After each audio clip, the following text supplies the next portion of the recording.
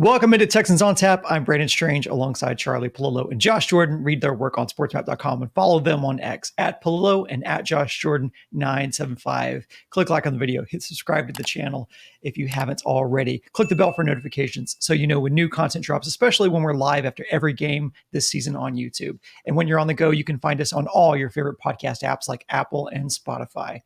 Gents, Bills come into NRG in week 5 after suffering their first loss of the season, getting thumped by Baltimore.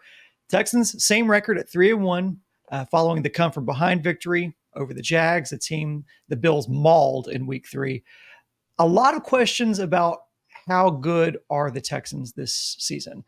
3 weeks in a row with double-digit penalties, struggling to beat teams that on paper they should be better than. Wins are wins, no style points, but they can't give up 100 yards in penalties again and expect to beat a Bills team that will likely have a chip on their shoulder from last week, but in their own right have also struggled with penalties this season.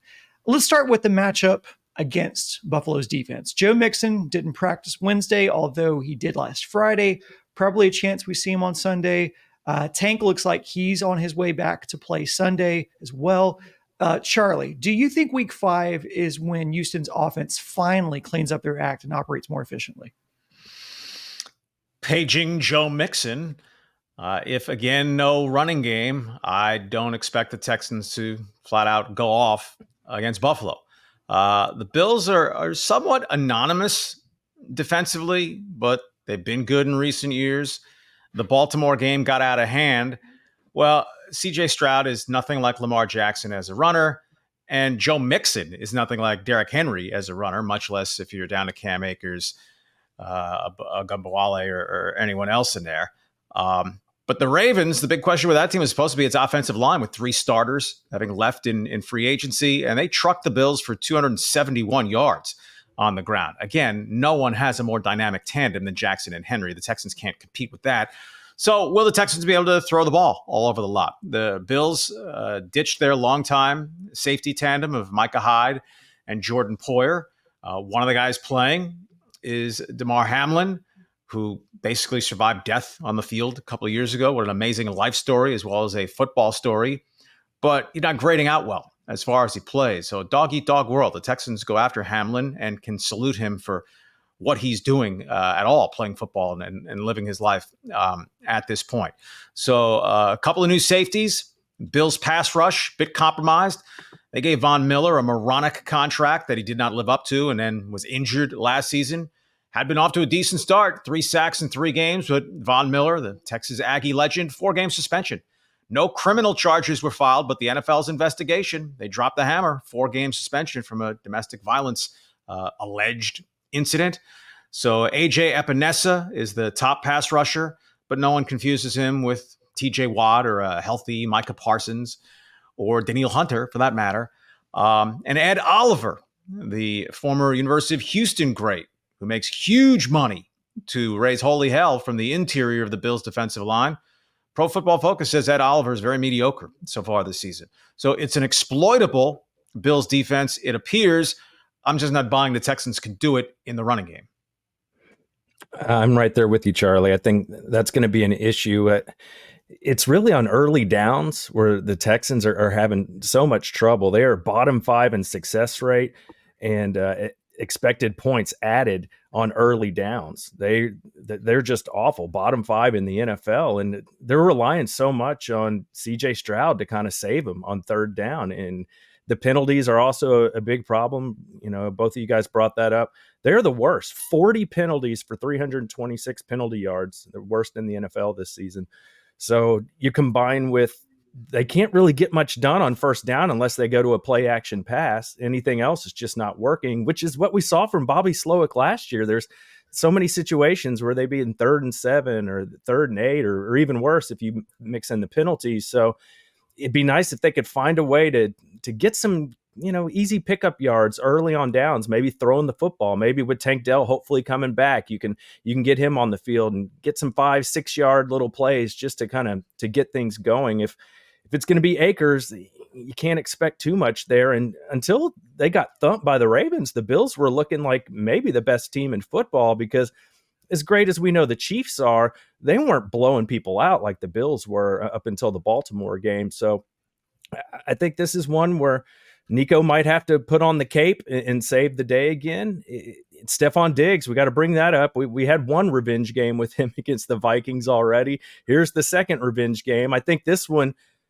going to have a little more, a little more juice around it, especially Josh Allen brought up a comment about how it's nice to have receivers that don't care about their stats a couple weeks ago. And everybody thought that was I didn't mean Diggs. I didn't mean Diggs. Okay, Josh. And yeah, I mean, Allen, I don't think that was it. So, and maybe if it was, they're not going to come out and say it. It's funny, after he split, Josh Allen said all the right things in the offseason. So did Steph Diggs. So, but he's going to want to look good against his former team, and they're going to shift a lot of coverage to Nico. Why wouldn't they? So another way they could, if they're going to struggle to run the ball, maybe get the ball to Dalton Schultz a little bit early on downs. Pick up, like I said with Tank, get 6 or 7 yards and just try and get to second and third and shorts. I think that's what they're going to have to do in this game, because the way they played against Jacksonville, that's not going to get it done against this Buffalo team. The presence of Tank Dell just as a guy to run really fast, go deep, to loosen up the defense some. I think that's an element the Texans have clearly lacked. Nico Collins is an all-purpose, all-world so far this season wide receiver. 17-game schedule, on pace for more than 2,000 yards and receptions. Beware, Megatron. Calvin Johnson, the only guy to get to 2K in a 16-game schedule. He did it. Stephon Diggs, there was no reason to think he'd come here and average 14, 15 yards per catch. He's not that type of guy, but 9.3. So he's pretty much been a safety valve, quick little curl, underneath drag stuff, not a whole lot of yardage after catch. They're lacking an explosive play component to complement Nico Collins, and that's both in the pass game and in the run game. The longest rush for the Texans 4 games in is 18 yards, and that was by Tank Dell. Joe Mixon had a 16-yarder in the opener against the Colts. That's the longest run 4 games in the Texans have by a running back. So nothing in terms of gash plays in the ground game, and without Tank Dell, it's Nico or bust in the downfield passing game. Josh, you touched on this. A lot of questions about Bobby Slowick's play calling, staying committed to the run, even when down to their third and fourth backs. Guys, do you think at some point D'Amico puts pressure on Slowick to shake up the strategy? Well, they haven't. I mean, the Minnesota game was just a royal ass kicking by the only undefeated team not named Kansas City 4 games into the season. So I don't think you just totally write it off, but at least it's a mitigating evaluation component. They scored 29 points against Indianapolis. They did put together a game-winning drive against Jacksonville with the Jaguars' best pass rusher compromised by injury for that drive, Josh Hines-Allen. But I think, if you want to call them alibis, I mean, no Mixon, who's the only starting caliber running back the Texans have on the roster. No Tank Dell, who is their speedster. And the questions in the offensive line. How do we apportion blame among the players, the O-line coaching, Slowick? Texans have been called for 12 false starts, with Laramie Tunsil leading the charge. And Tunsil on the injury report this week with an ankle. I hope he doesn't feel he needs a little head start getting into pass protection because of a gimpy ankle. But 12 false starts in 4 games is embarrassing. The Bears are the only other team in the NFL with more than 8, and they have 9. You mentioned the 40 penalties, and those are the enforced penalties, right? Several others that the opponent had reason to decline. So they have to clean that up. Slowick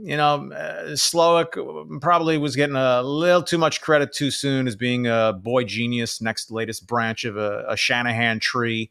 I think C.J. Stroud makes Slowick look better than vice versa. But I don't think we're into code red panic time with his offense. But as we've hit on pretty much from the go, this offensive line isn't at least solid. It's tough for the offense to appear to be elite. And so far this season, the Texans' offensive line has not overall graded out as solid. 14 sacks allowed, no running game. And certainly the Texans' offense has not looked remotely close to elite. To me, just looking at these box scores from the Bills, outside of that butt kick into the Ravens last week, the least amount of points they scored this year was 31. So Texans going to have to put some points on the board, I think, here. When they played the Dolphins, that's kind of a West Coast Shanahan type system there with the Dolphins. Dolphins only scored 10, but the Bills put 31 on them in that game. Common opponents that sometimes you like to go off of that. The Bills played the Jags a couple weeks ago. They won that game 47-10, where the Texans just barely squeaked it out last week at home. So I think this is a game where they got to come out and put some points on the board because, Josh Allen, he's going to get his. And the one thing that he's cleaned up this year, he hadn't thrown a pick. That's always been the big problem with him. So the Texans may not be getting any gifts, so that they got to come out. And since we're just talking about the offense, they got to be more efficient. They got to come out, score some points early and keep the pedal to the metal. I think Tank being back, this is the week. CJ said we need to get him going. This is the week to do it. So why not? If there was ever a time, get Tank going, get him deep like Charlie's talking about, get him in the flats and make a defender miss, like I was saying, pick up an easy 5-6 yards. This is the week to go do that. On defense for Houston, they will absolutely have their hands full. As you mentioned, Josh Allen, 0 interceptions this season, 69% completion percentage. Houston has been challenged to consistently bring pressure this season. And obviously Allen's ability to gain yards with his feet brings its own set of challenges. Do you think Houston's defense can do enough to contain Allen and give the Texans a puncher's chance of taking this game? Better than a puncher's chance. I mean, it's ostensibly a pick'em game, right? Bills won, I think is the last that I saw.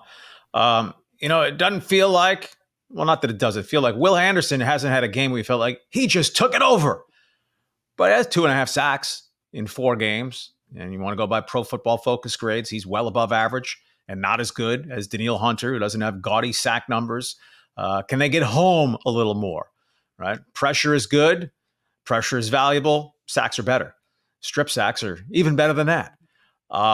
Josh Allen is the first mobile quarterback the Texans faced this season who also can throw the ball, right? Anthony Richardson, scatter arm, basically rookie. Caleb Williams was his second game in the NFL. Sam Darnold tore them to shreds and made a couple of plays with his legs, but no one thinks of Sam Darnold as a run threat.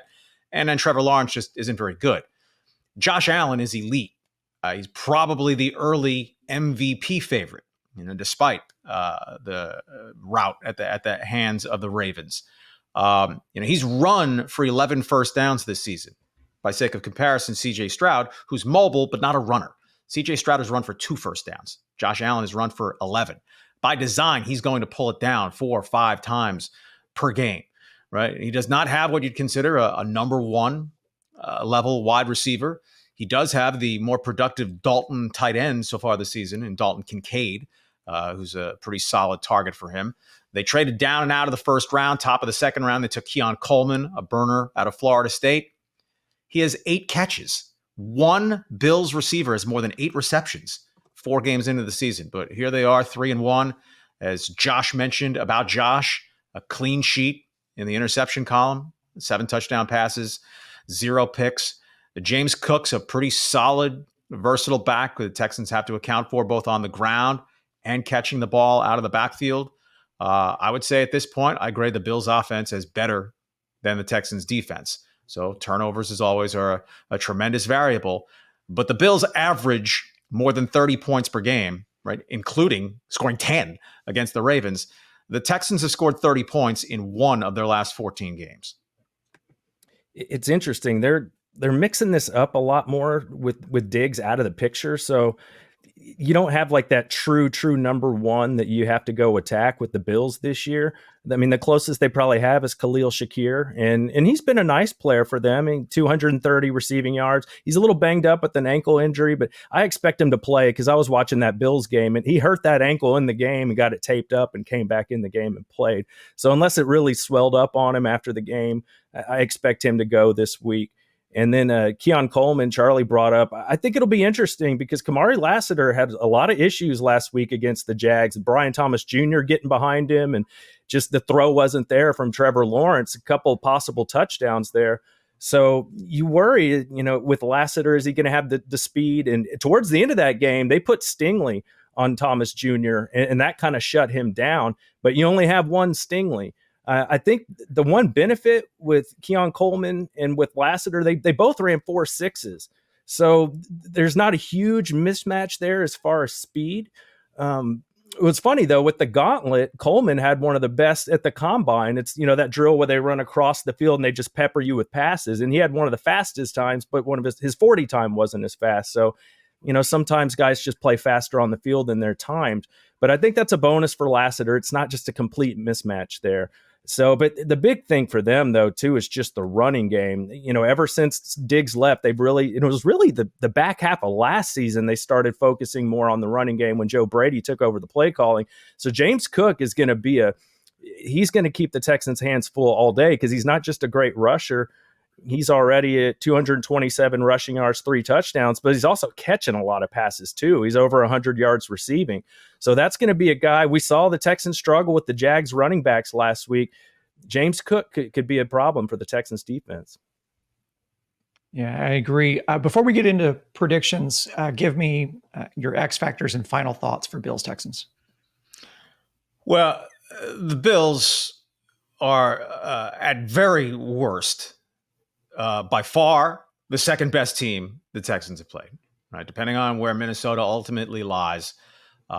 Certainly, hands down, the best team to come into NRG Stadium so far this season. The Bills have played conference championship games in Kansas City, so even if more than 75% of the ticket holders managed to be in their seats at the start of the game, as opposed to the Jacksonville game, nothing about that is going to faze the Bills. The Texans are going to have to bring it. You mentioned the Texans' abominable penalty numbers, 40 of them in 4 games enforced against the Texans. That's exactly double the penalties enforced against the Bills, 40-20. I'm thinking if the Texans aren't at least even or darn close in the penalty column, and they better not lose the turnover battle if they're going to be 4-1 come Sunday afternoon. I think for me, it's going to be Dalton Kincaid, the tight end for the Bills. I mean, this is a highly drafted prospect, a really talented player, and he's been asked to take a bigger role now with Steph Diggs leaving. I mean, really, their best 2 targets at this point are Shakir and Kincaid, because you know how it is with receivers. They take a while to get going. And Coleman, he's had some issues. He got benched for the entire first quarter a couple weeks ago for showing up to meetings late. They wanted to kind of teach him a lesson. So there might be some immaturity issues with him. But Dalton Kincaid, I mean, this is an athletic, talented tight end. And, typically you get those guys on linebackers and safeties. We've seen Jalen Petrie have some issues so far this season in coverage. So, and they like to get him involved on screens a lot with Kincaid. He hadn't really broken out yet, but they've also been leading so many of these games by so many points early. Outside of the Baltimore game last week, they haven't had to throw it as much as you typically would. So, if this is a dogfight and they need points, I could see them definitely going to Kincaid to try and get some big plays. Yeah, athletic tight end and a multi-purpose back. Be a nice game to have Christian Harris back. Yeah, he's eligible to return, but not ready to go coming off the PUP list. So maybe at New England, which would be a soft return.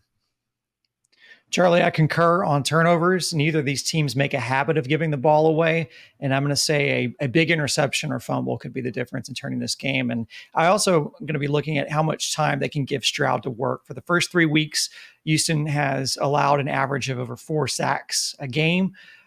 They cleaned it up with just 2 against the Jags. So I'll have my eye on that.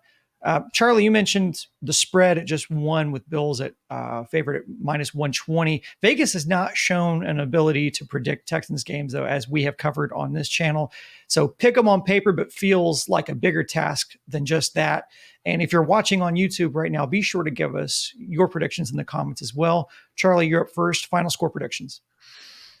This past Sunday, 5-6 o'clock, I was all prepared to go Texans, right? They were lackluster and struggling past the hideous Jaguars.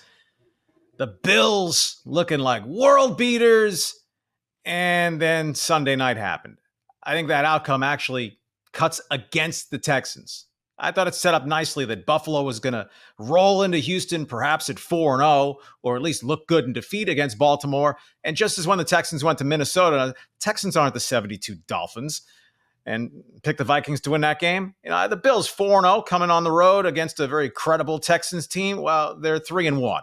And so if they were thinking they were world beaters and, the Chiefs are the back-to-back AFC champions, but we're the best team in the AFC. No, they're not. They got really smacked in the face hard to drive that point home. So I think a chastened Buffalo team comes down here. And at this point, I think the Bills are a better football team than the Texans, especially if Josh Allen is going to continue to be as turnover proof as we've associated with CJ Stroud since his entry into the league. So add it all up, and I will go with the same score as the Jacksonville game, but the visiting team winning. Bills 24, Texans 20. It's interesting you brought up Vegas, Brandon. Out of the Texans' last 5 games, including the playoffs, they haven't covered once. So I'm not so sure Vegas has a good feel for the Texans. Clearly, the results say they don't. The Texans kind of play everybody close. Teams you think they should beat by a lot. Outside of the Minnesota game, that's kind of where they live. So I got the Bills taking this one 27-24. 27. I mean, who thinks the Texans are going undefeated at home? Yeah. Well, I'm going to go 28-23 Bills. I don't like predicting losses, but hoping for the reverse jinx. That's going to be it for this episode of Texans on Tap. We hope to see you back here live on YouTube Sunday, late afternoon following Bills Texans. Come on in and react with us, and hopefully we're breaking down a surprising Houston wins. And until then, go Texans.